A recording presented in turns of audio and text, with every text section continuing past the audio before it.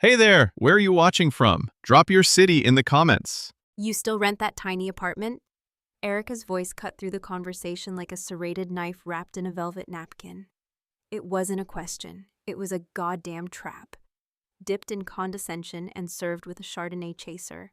She smirked into her glass, eyes scanning the table like she expected applause. A few chuckles followed, tight, polite, but real enough to hit where it hurt.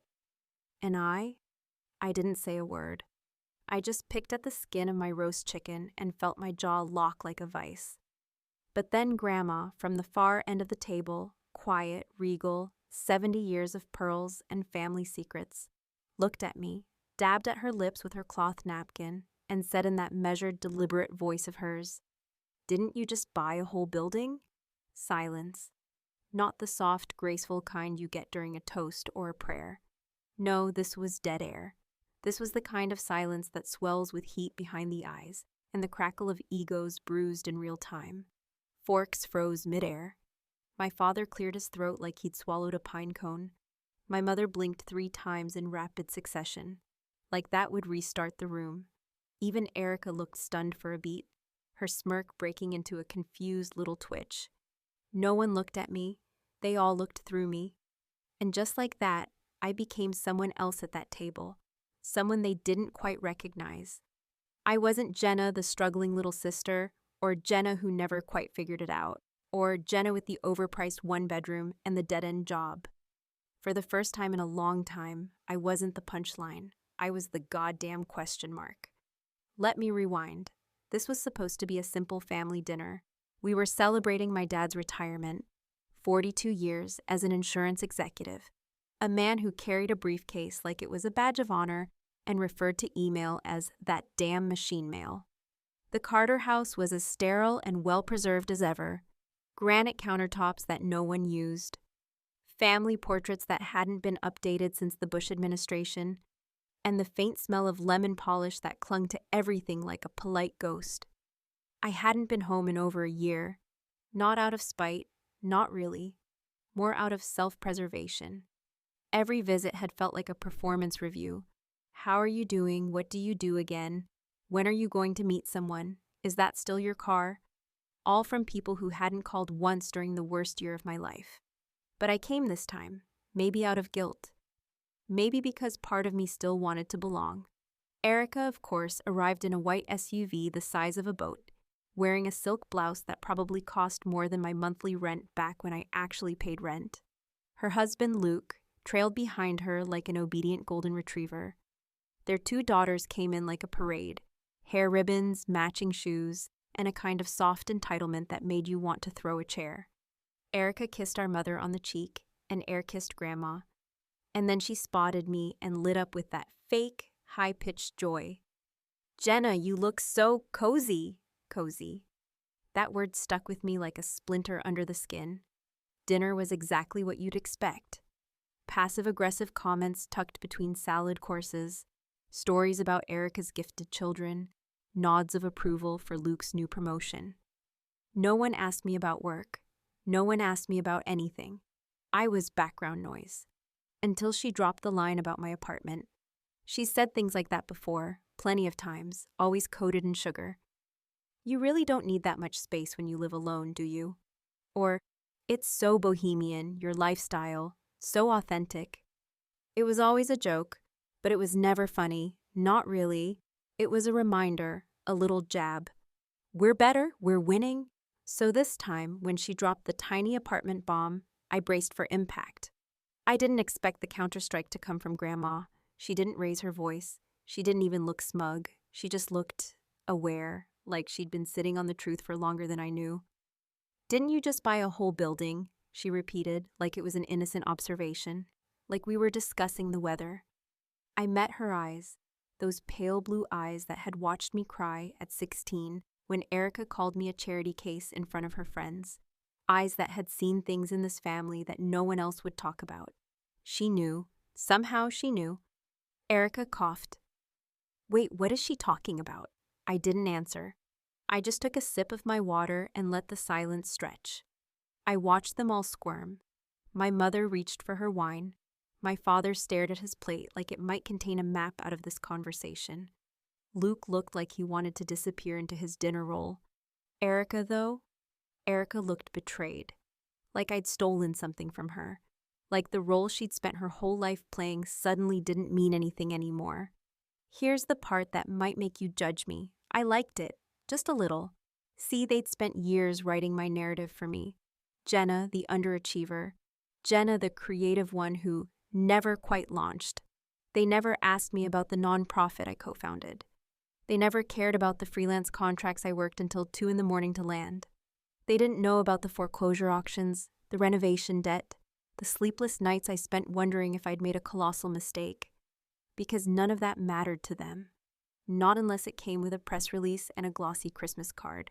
I could have explained everything that night. I could have laid it all out, how I bought a crumbling 4-unit building in Brooklyn 3 years ago, poured every cent I had into restoring it, lived in dust and mold and chaos while I learned how to be both landlord and repairwoman, how I negotiated leases and fixed plumbing and dealt with tenants who screamed at 2 a.m, how I cried in the stairwell once because I thought I was going to lose it all. But I didn't say a damn word, because I realized something in that moment. They didn't deserve it. They didn't earn the right to know who I'd become. They never asked the right questions, only threw assumptions like darts at a target they didn't bother to aim at. And now that the image didn't match their expectations, they didn't know what to do. So I sat there, still, calm. I let them stew in the mystery. And when dinner ended, and the plates were cleared, and everyone gave each other those brittle hugs of familial obligation, I leaned over and kissed Grandma on the cheek. "Thank you," I whispered. She smiled and whispered back, "You did good." Let him wonder. But as I got into my car that night, something tugged at me, a memory, something I'd pushed down. Because the truth was, Grandma didn't just know because she was clever. She knew because she was the only person I ever told. And what she did that night at dinner wasn't just support. It was a signal. And signals always mean something's about to change. Back when I actually lived in that tiny apartment, the walls were thin enough to hear the neighbors' arguments, and the radiator made noises like it was possessed. The place smelled faintly of mildew, no matter how often I scrubbed the bathroom, and the window in the kitchen refused to close all the way. In winter, I'd tape the edges with plastic and still end up sleeping in layers, breath visible in the early morning air, like a ghost I couldn't exorcise. But for all its flaws, it was mine. I'd painted those walls with my own hands, patched the holes left by previous tenants, and carried every piece of secondhand furniture up 4 flights of stairs alone. That apartment didn't just house me, it held the story of every choice I'd made when no one was looking. Erica loved to mock it, not always outright, sometimes just in the way she wrinkled her nose when I described something I was excited about, or the slow blink she gave me whenever I mentioned the rent, as if I were some zoo animal explaining how proud I was of my small cage. She was a master of the backhanded compliment, the queen of weaponized sweetness. I remember once she came to visit, only once, and she stayed exactly 27 minutes. She wore heels that clicked across my uneven hardwood floors, examined everything with that faux fascinated look, and kept saying things like, "It's just so you, Jenna. So quirky and minimal. You're really committed to this lifestyle, aren't you?" That word, lifestyle, like it was a trend I'd picked up from a blog, rather than a necessity I clawed together from overdue bills and freelance checks. To her, my world was a phase, something I would grow out of when I finally settled down. The irony of that never stopped stinging, especially since Erica's own idea of stability was built on a marriage to a man who barely looked her in the eye anymore. 2 kids she outsourced to nannies, and a house that echoed with absence. But she wore her success like armor, and in our family, appearances were everything. The surface was polished, and what cracked underneath was no one's business. I wasn't supposed to amount to much. That was the unspoken agreement in our family. The roles were cast early, and I was given the part of the underachiever, the artsy one, the emotionally complicated one. They had boxes for everyone. Erica was the star, I was the shadow. Even at school, teachers would squint at my last name and say, "Oh, are you Erica Carter's sister?" I learned to respond with a practiced smile and a deflection, to shrink myself just enough to not challenge the hierarchy. It was safer that way. But while Erica climbed the corporate ladder and curated her social media like a glossy magazine, I was working late nights designing marketing content for small businesses, writing copy for products I'd never use, and budgeting every penny like it was a prayer. I took online courses in real estate financing after midnight, sat in on webinars about equity shares and tax credits with bloodshot eyes and stale coffee in hand.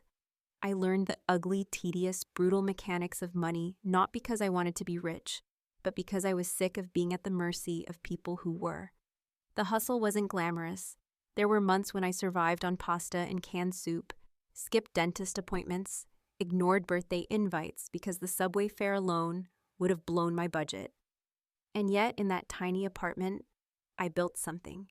I learned what grit meant when no one was cheering for me. The joke Erica made at dinner wasn't new. It was just the most recent jab in a long line of jabs, and it stung not because it was cruel, but because it was lazy. It was rooted in an image of me that hadn't been true in years, an image they all clung to because it made their own lives make more sense. If I was still struggling, then their choices were still justified. If I was quietly thriving, then what did that say about everything they'd valued?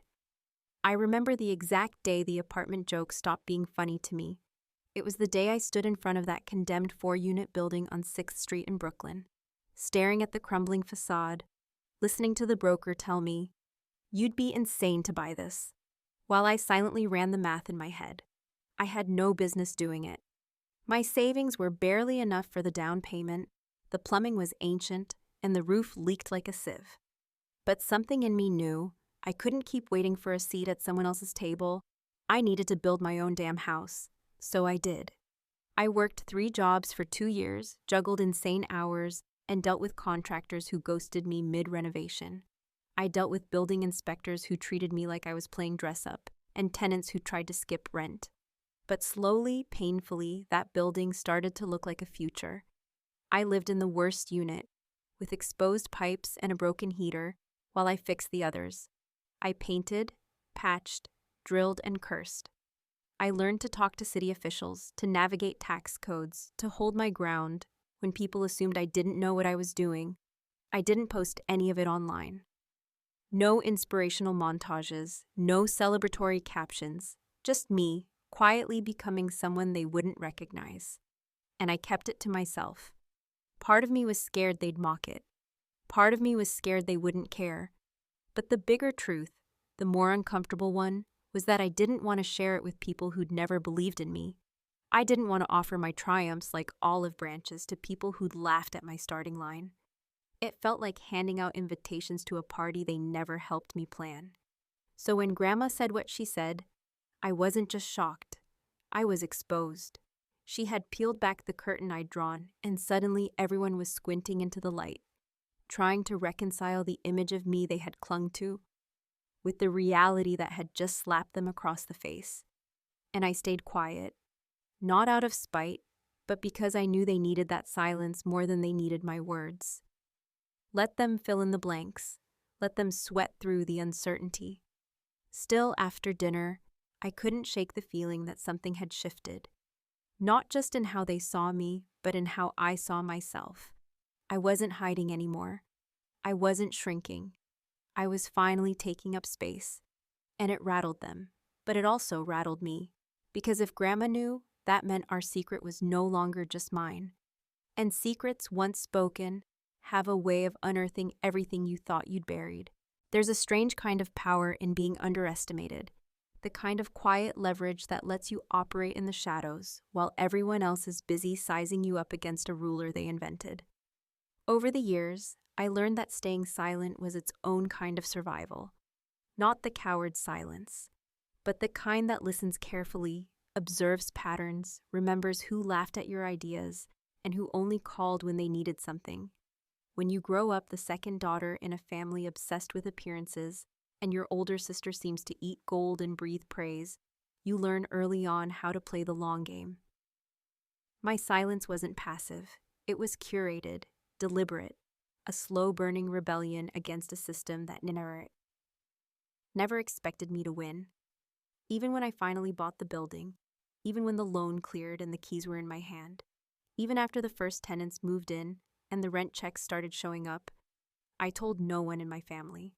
Not my mother, who still called to ask if I needed help getting back into a proper career. Not my father, who only ever seemed to ask questions that ended with advice I hadn't asked for. And certainly not Erica, who would have dissected the decision with surgical precision until she found a vein to bleed. I didn't tell them because it never felt like I was building something they would understand. They would see it as a fluke, or worse, a desperate act, something born out of panic or poor judgment.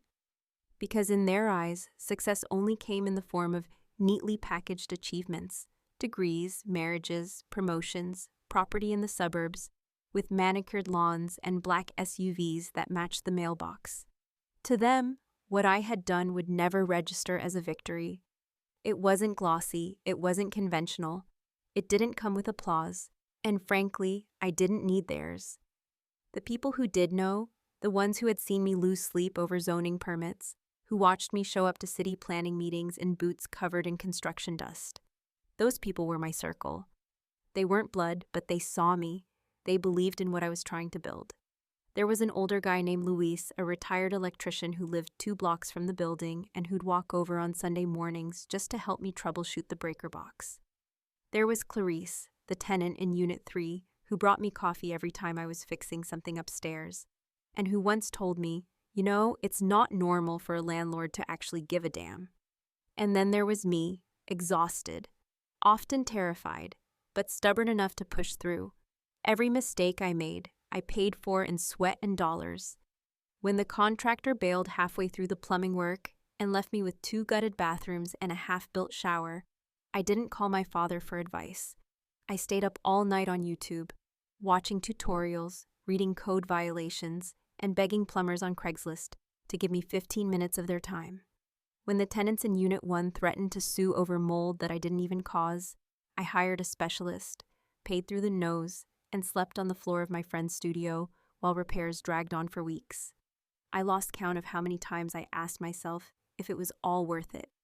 There were nights I cried in my car, parked outside that stupid building, wondering if I'd made a colossal mistake. But something in me, some bitter, gritty core that had been forged in years of quiet humiliation and second-place birthdays, refused to quit. Still, even as I made progress, even as the building finally came together and the rent started paying off the loans, I felt that old tension tightening across my shoulders. It was the fear that somehow, if they knew, they would ruin it. That they would take something raw and personal and beautiful and twist it into something transactional. I didn't want to see Erica smirk when she learned the building wasn't in a good neighborhood. I didn't want to hear my mother's well-meaning concern that maybe it was time to think about marriage now that you've got stability. I didn't want my father's cold nod of acknowledgement, the kind he gives right before he launches into a monologue about how things were tougher in his day. And so I kept it. I wrapped my win in silence and stored it somewhere deep, not out of shame, but because I had built something with my own hands, and I wasn't going to let their noise drown out the meaning of it. I wasn't hiding, I was protecting. The irony, of course, is that the person I told, perhaps the only one who understood without judgment, was Grandma. I didn't plan on telling her. It just happened one night, long before the dinner that turned everything upside down. I was in town for a client meeting and stopped by her place with groceries, like I often did. She was standing in her kitchen in that blue cardigan she always wore, stirring a pot of soup, and she asked, in her usual disarming way, "What's got you looking so damn tired, Jenna?" And I told her, not everything, not all at once, but enough. I told her about the building, the risk, the long nights, the fear, and the stubborn belief that I could turn it into something real. She didn't interrupt. She didn't blink. When I finished, she nodded once, ladled the soup into bowls, and said, "You always did work better when no one was watching." That was it. No grand reaction, no fuss, just a quiet acknowledgement from the only person in my family who had ever really seen me for who I was, not for what I wasn't. After that, she never brought it up again. Not in front of anyone, not even in our phone calls. It was our quiet little pact. So when she dropped that sentence at dinner, when she casually said, "Didn't you just buy a whole building?" with that glint in her eye, I knew it wasn't just a slip. It was intentional. It was a reminder that sometimes the people who believe in you the most are the ones who never shout it. She wasn't trying to expose me. She was trying to free me. But the thing about freedom is, it's not always as clean as people think. Sometimes it comes with blowback. Sometimes it brings out old demons. And that night, as I sat at the table and watched my sister's expression curdle into confusion and my parents' discomfort mount like a pressure cooker, I realized that the silence I had weaponized all these years had now become their burden, and they didn't like the weight of it. I had spent so long keeping quiet because I thought it would protect me, but now the silence was broken, and there was no going back. The story they told themselves about who I was, who I had always been, was unraveling thread by thread, and the more they pulled, the more they'd find pieces of themselves they might not be ready to see. Because when one person in the family changes the narrative, everyone else is forced to confront the roles they've been playing, and not everyone survives that kind of reckoning. When I think about my grandmother, I don't see some fragile old woman shuffling through a quiet house filled with outdated furniture and faded photographs. I see sharpness behind kind eyes, a woman who had learned to survive in a family that valued performance over truth. My grandmother had never been loud, never commanded a room with dramatics or flamboyance, but her presence, when she chose to use it, could disarm even the most self-assured. It wasn't her words, usually, but her silence that made people nervous. And in our family, silence was rare enough to feel dangerous. Long before that dinner where she detonated my carefully maintained anonymity, I had already told her what I'd done, not because I needed her approval, not because I expected praise, but because she had asked me in a way no one else ever did. It wasn't a loaded question. It wasn't code for some judgment disguised as curiosity. She had simply asked, "What are you building, Jenna?" Not "What are you doing?" or "What's your plan?" But what was I building, like she already knew it was something more than a job or a whim or a hobby? That night, sitting in her kitchen with the scent of onions and thyme thick in the air, I told her everything. She sat across from me, hands folded in her lap, nodding slowly as I described the building, the loans, the chaos, the fear, the hope that maybe I wasn't completely insane. I remember her response like it's tattooed inside my chest. She said, "No one in this family's ever built a damn thing that wasn't for show. Maybe it's time someone did." That sentence stuck with me. It still does, because it said everything I had been screaming internally for years, that our family was a house of mirrors, not bricks. Every achievement, every smile, every Christmas card update was curated, polished, and scrubbed of discomfort. When Erica got her real estate license, there was a party. When she upgraded to luxury listings, there was a catered brunch with champagne and hashtag signs. When I bought a building, I had plaster dust in my hair, a wrench in my hand, and nobody to call except a grandmother who stirred soup like it was sacred. There's a reason I trusted her. It wasn't just because she had never judged me the way the others did. It was because, unlike my parents or my sister, she had lived enough life to understand the difference between appearing successful and being fulfilled. She had lived through the Depression, through a marriage that, by her own subtle admissions, was more practical than romantic, through the slow dismantling of a world that promised safety to women like her, but rarely delivered it. She never talked much about her own regrets, but she didn't need to. You could hear them in her pauses, in the way she watched her children and grandchildren try to replicate the same brittle perfection she had seen fail 1,000 times over. So when I told her about the building and how I had done it mostly alone, without fanfare or applause, she didn't congratulate me the way most people would. She didn't say, "Tal, I'm proud of you." She said, "That's real." And coming from her, that meant everything. The more I think about it, the more I realize she must have known for a long time that she was going to say something at that dinner. It wasn't a slip of the tongue. It wasn't the spontaneous remark of a senile old woman who didn't know what she was saying. That woman forgets the names of minor television characters, but still remembers how much I weighed when I was born. She had waited. She had watched. And when the time came, when Erica crossed the line with one too many smug remarks, Grandma tossed that truth onto the table like a grenade wrapped in linen. In that moment, she did something I never had the courage to do. She changed the script. She forced the rest of the family to look at me without the filters they'd been using for years. She exposed them to the idea that maybe I had done something worthwhile, and not just in spite of them ignoring me, but because I had finally stopped chasing their validation. And as much as it terrified me, because believe me, having your biggest secret aired in the middle of dinner with the same drama as a dropped wine glass isn't exactly comforting, I knew it came from love. Fierce, old school, no bullshit love. The kind of love that doesn't smile for Instagram or come with a Hallmark card. The kind that protects, but also pushes. What I didn't expect was how deeply it would rattle Erica.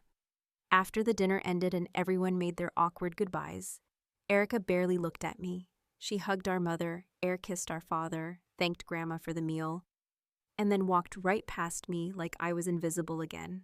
But this time, not because she didn't see me, but because she didn't know how to. Her narrative had cracked. She couldn't reconcile the version of me that lived in her head with the reality sitting across the table, calm, composed, and suddenly powerful in a way that made her uncomfortable. That silence between us wasn't accidental. It was strategic. I knew she would come back eventually, demanding answers, trying to reassert the control she'd always had over the dynamic. But in that in-between moment, in that fragile space where the truth had landed and the consequences hadn't yet bloomed, I felt something I hadn't felt in years. Peace, not triumph, not gloating satisfaction, just the stillness that comes when you stop pretending to be smaller for the sake of other people's comfort. And through it all, Grandma never called me to follow up. She didn't apologize for speaking out.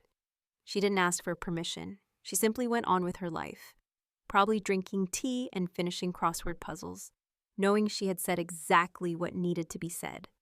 I visited her again a week later, not because I wanted to talk about it, but because I needed to sit in her presence. The kind of presence that doesn't demand explanations. She opened the door, looked me up and down, and said, "You look lighter." And I was. We didn't talk about the dinner. We didn't talk about Erica or my parents, or the look of stunned disbelief that had settled over that dining room like smoke. We just sat in the kitchen again, in that little house that hadn't changed since I was a child, and ate soup. No performance, no expectations, just two women who had, in their own ways, learned how to build things that lasted. Later that night, I walked past the family portraits in her hallway, the ones where Erica always smiled the biggest, and I wondered how long Grandma had been waiting to change the narrative, how long she'd been watching us all perform our roles and waiting for the moment someone, anyone, would finally rewrite the scene. Turns out she didn't wait. She just did it herself. Because that's what women like her do when they've spent their whole lives listening. They choose their moment, and when they speak, it echoes. It didn't take long for the storm to come. That night after the dinner, I knew deep down that the quiet wasn't going to last. My phone stayed dark for the rest of the evening, and part of me allowed myself to believe, just for a few foolish hours, that maybe Erica had taken the hint and decided to let it go. But people like Erica don't let things go, not because they care too much, but because control is their oxygen, and when something threatens their image of superiority, they will claw their way back to the top, even if it means dragging everyone else down with them. So I wasn't surprised when the call came the next morning, sharp and early like a slap. She didn't bother with pleasantries. No good morning, no hope you're well, not even the fake sweetness she usually wrapped her passive aggression in. Her voice was cold and clipped, as if she were reading a legal statement she didn't particularly enjoy. She said, "So, are you going to tell me what the hell Grandma was talking about? Or should I just assume you finally lost it?" There it was, that familiar venom masked under a thin layer of sarcasm, just biting enough to provoke a reaction, but calculated so she could backpedal if I called her out. I took a breath, long and slow, reminding myself that I didn't owe her anything, not an explanation, not an apology, and certainly not the satisfaction of seeing me rattle. But I answered anyway because part of me was still that little sister standing in the shadow of a girl who had never once made space for anyone else. I said calmly, "She was right, I did buy a building. 3 years ago, it's mine." There was a pause, not the stunned silence from the dinner table, but something different, short, stunned, and quickly replaced by disbelief. Then she laughed, that ugly kind of laugh that sounds more like a choke, the kind people make when they're scrambling for footing. She said, "You? You bought a building? With what money, Jenna? Did you marry someone rich and keep it a secret?" She laughed again, harsher this time, as if her own joke surprised her. "No, really, what scam are you running?" I didn't answer right away. I let the question hang there, heavy and stupid, like a wet towel in winter. She wasn't asking for information. She was fishing for a lie, hoping to catch something that would let her reassert the narrative that had always comforted her, that I was the dreamer, the wanderer, the flake who couldn't follow through. But I gave her no lifeline. No scam, no marriage. I did it myself. Took out a loan, lived on nothing, worked side jobs for 2 years straight. I rebuilt every wall and pipe and window myself. And I didn't tell you because, frankly, you wouldn't have cared unless you thought it made you look good. My voice didn't rise, but I could feel the heat in my chest. The years of swallowed words finally boiling over in the quietest tone I could muster. There was another pause, shorter this time, filled with static and breath. Then she said, "That's such bullshit. You couldn't even manage a lease without Mom co-signing when you were 25. You want me to believe you became some kind of real estate mogul overnight? You're still living in that shoebox, aren't you? This is all some weird fantasy you cooked up to make yourself feel better." It wasn't just the disbelief that stung. It was the anger behind it, the fury that I'd stepped outside the role she had cast me in all our lives. Erica didn't need me to fail because she hated me. She needed me to fail because it justified the version of herself that she had spent decades curating.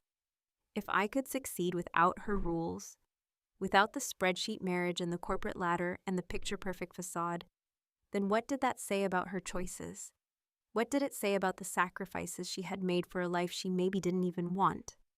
I didn't answer her accusations. I didn't defend myself or try to convince her. Instead, I said, "You don't have to believe me. It's not for you." And then I hung up. But the story doesn't end with one angry phone call. That would be too easy, because Erica wasn't going to let this slide quietly into the shadows. No, she started calling my mother, feeding her questions masked as concern, poking at the edges of the truth like she was trying to peel the paint off a wall to prove there was mold underneath. Within days, I got a voicemail from my mother, hesitant, confused, her voice laced with that weary tone she always took when caught between her two daughters. She said, "Jenna, sweetheart, Erica said something about you buying property. Is that true? Why wouldn't you tell us? Your father feels a little out of the loop." Of course he did, because that's what my father feared more than anything. Not failure, not disappointment, but being irrelevant, being bypassed. In our house, knowledge was control, and the idea that I had made such a monumental decision without consulting the family, or more accurately, without seeking approval, was practically treason. But I didn't call her back, not yet, because if I'd learned anything over the past few years, it was that clarity doesn't always come from confrontation. Sometimes it comes from distance. Still, I couldn't shake the image of Erica pacing around her living room, phone in one hand, glass of wine in the other, spiraling, not because she thought I was lying, but because some part of her, maybe the part she didn't let anyone see, knew it was true. And that truth, that I had succeeded in a way that didn't fit into her framework of success, was the crack in the mirror she had spent her whole life polishing. A week passed before I saw her again. It was at my parents' house, another forced gathering under the banner of family unity. This time it was a Sunday lunch, more casual, less ceremonial, but still suffocating in its expectations. Erica showed up in sunglasses, even though it was cloudy, and didn't speak to me for the first hour. When she finally did, it was in front of everyone. her voice deceptively light as she asked, "So, Jenna, how's life as a landlord? Any tenants drive you crazy yet?" The room tensed, everyone suddenly invested in their potatoes. I looked at her, really looked at her, at the tightness around her eyes, the forced smile, the panic hiding behind practiced indifference. And I realized, with a strange, aching kind of clarity, that she wasn't just angry. She was scared, because the foundation she had built her identity on, the idea that she had figured it out and I hadn't, was starting to erode. And fear in people like Erica doesn't come out as honesty. It comes out as cruelty. So I smiled, not smugly, not cruelly, just enough to make her nervous. And I said, "Turns out it's not that different from family. Sometimes you give people a space to live, and they still find ways to make you pay for it." No one laughed, but no one looked away either. And for the first time, maybe ever, I saw something in Erica's face I hadn't seen before. Doubt. There's a particular kind of silence that follows a confrontation in a family like mine. It isn't the silence of resolution or peace, but something much more volatile. A thick suspended fog where words still hang in the air even after they've been spoken. It clings to you in the days that follow, in the way people don't say what they're really thinking, in the sudden changes of topic when your name comes up, in the cold edge of a mother's voice when she calls to talk about the weather, but not about the elephant still standing in the middle of the damn room. That week after the Sunday lunch, I moved through the days as if I were watching someone else live my life, answering emails, managing repairs, negotiating leases, all while replaying every word Erica and I exchanged, trying to figure out if I had crossed some invisible line, or simply refused to stay behind the one they had drawn for me. But the strangest part wasn't the anger. I had expected that. What I hadn't expected was the ache that came with realizing that no matter how hard I had worked, no matter what I had built, the people I had once craved recognition from were incapable of giving it. And not because they didn't understand what I had done, but because they didn't want to understand. To accept my success would be to accept that they had misjudged me for years, and in a family ruled by pride and the illusion of order, that kind of self-reflection is the ultimate threat. There were no congratulations, no phone calls from my parents telling me they were proud. My mother sent a text about a recipe she wanted to try. My father sent a forwarded article about property taxes, with no comment, as if he'd found a passive-aggressive way to remind me that he was still the authority on all things financial. And Erica, as expected, returned to silence, the kind that wasn't born of peace, but of calculation. The way a chess player pauses after a risky move, studying the board for weakness. I told myself it didn't matter. I had done this without them. I didn't need them to clap for me, but that was a lie. Or at least a half-truth I used to get through the nights. Because the truth is, we all want someone to see us. Not the curated version we show to the world, but the raw, unfiltered version, the one who fought for something when no one was watching. And when you realize that the people who were supposed to love you most only know how to love a version of you that doesn't exist anymore, something in you breaks, quietly but deeply. It was during one of those nights, long after the city had gone quiet, and I was sitting on the rooftop of my building with a cheap bottle of wine and a blanket wrapped around my shoulders, that I found the letter. I had gone upstairs for air, to clear my head, to escape the loneliness that had started to creep in despite the lights below and the hum of life continuing without me. When I returned to my apartment, there it was, propped up on the old wooden table I used as a makeshift desk, the envelope cream-colored and slightly bent, my name written in the unmistakable cursive of my grandmother. It wasn't a long letter. My grandmother was never one for long speeches or dramatic declarations, but what she wrote hit harder than anything Erica had ever said in anger. "Jenna, I wasn't trying to put you on display. I know you didn't want that. But sometimes silence becomes a prison, and I've watched you carry your story like a secret when it should have been a crown. You did something this family doesn't know how to talk about. You made a life without apology. I needed them to see that. Even if they don't understand now, one day, maybe they will. And even if they never do, you will still have what they don't: freedom, love, Grandma. I sat there for a long time after reading it, the letter resting on my lap, the weight of her words heavier than anything I had been carrying before. It wasn't validation I needed. It was acknowledgement. And she had given it to me, not through a toast or a grand announcement, but through something small and private, like the truth often is. In the weeks that followed, I kept the letter near my bedside, tucked between the pages of an old notebook filled with numbers and sketches from the early days of the building. I didn't frame it, I didn't share it on social media, or tell anyone about it. It was mine, a tether to something real in the middle of a family that often preferred illusion. But the strange part was that, after that letter, I stopped needing their approval quite so much. Not because the pain had vanished, but because I finally understood what I had gained. I didn't just own a building, I owned my decisions. I owned my struggle. I owned the version of myself that I had fought to become. And even if the applause never came, the echo of my own voice, steady, certain, unapologetic, was finally loud enough to drown out the doubts they tried to hand me. There were still moments of loneliness, of course. There always are, when you choose a path that deviates from the one your family carved out for you. There were birthdays when I sat alone, holidays where I sent polite replies and avoided group calls. There were mornings when I missed the comfort of being someone they expected something from, because expectation, for all its pressure, is at least a kind of attention. But every time I walked through the halls of my building, every time a tenant thanked me for fixing something or asked how my day was, I felt rooted. I had created something that existed beyond the fragile walls of my family's perception. And that mattered. So when the calls stopped coming, when the texts became fewer and more distant, when Erica pretended I didn't exist at the next gathering, I didn't fight it.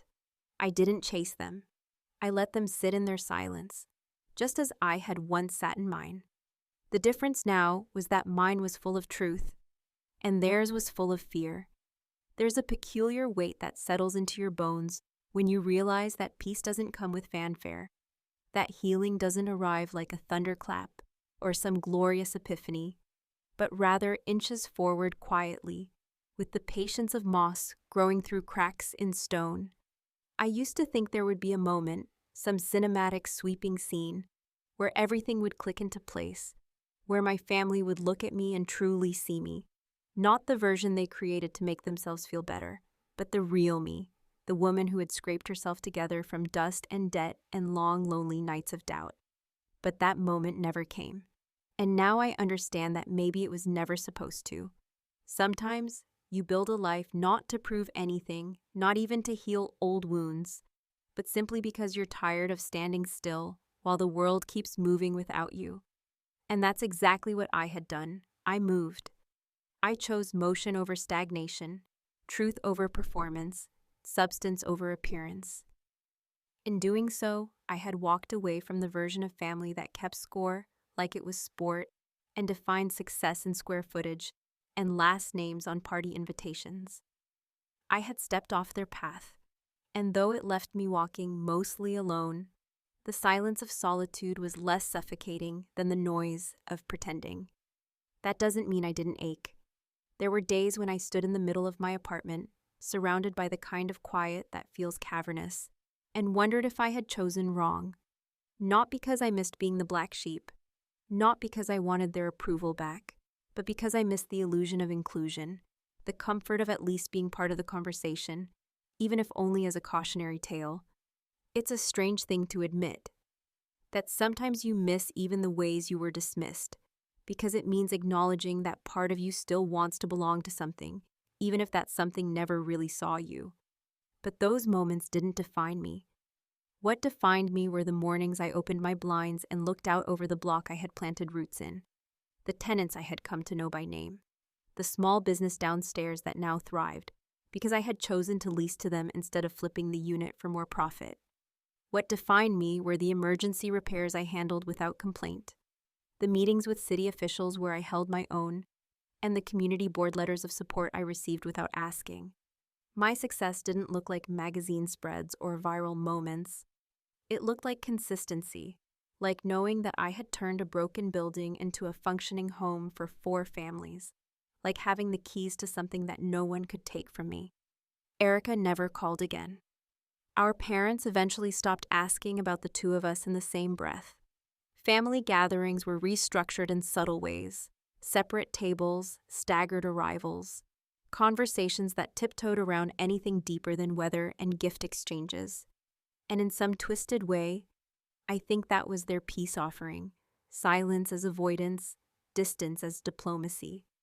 They couldn't accept who I had become, so they chose to pretend the change never happened. And rather than force them to see what they refused to, I let them. But not everyone remained unchanged. About 6 months after that fateful dinner, I received a handwritten note in the mail, one that arrived without warning or explanation.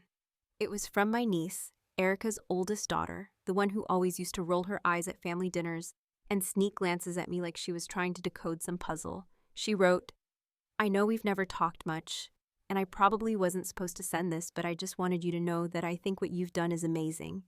I've been thinking about going into architecture, and your story made me feel like maybe I could build something real too."